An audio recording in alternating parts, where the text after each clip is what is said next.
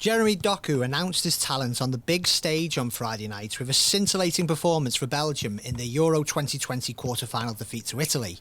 The teenage winger terrorised the Italian team down their right-hand side, and it was from one of his runs that Belgium won a penalty. Romelu Lukaku converted the spot kick to half the deficit, but Italy held on to win 2-1 and set up a semi-final showdown with Spain, who, with Thiago coming off the bench, knocked Xherdan Shaqiri's Switzerland out after a penalty shootout. Doku completed 8 take-ons against Italy, the most by any player in a single game so far at the Euros, and his name was everywhere after the match. But rest assured, Liverpool are already well aware of the 19-year-old. In fact, not too long ago, back in 2018, they pulled out all the stops to sign him. As Doku, who was at Anderlecht at the time, explained, "I was going to be 16, and that was the age when you can sign a pro contract. A lot of teams came to see me," he said. Everyone talks about Liverpool because it was the most concrete interest, but there was also Arsenal and Chelsea.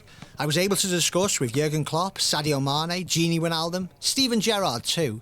I talked a lot with Mane, but we didn't really talk about football. We talked about everything. He told me I was young, that I still had time. He wasn't trying to convince me or to say to me, "Come here, you will succeed." I preferred to be careful. I know what my trajectory had to be. That's why, at 15, I told myself it had become serious because I'd seen my career. I know what route I needed to take, and I knew at that moment I needed to stay at Anderlecht. As soon as I'm asked if I regret it, I always say no, because if Liverpool came to me at 15, if they like me, they'll come back later, that's certain. It's up to me to play well. And after his statement performance against Italy, Liverpool would surely have ramped up their interest yet again. But equally, no doubt Doku's price tag will have gone up too. Doku is now at Rennes, who paid £22 million for his services and handed him a 5-year deal in October 2020. But how long he remains in France remains to be seen.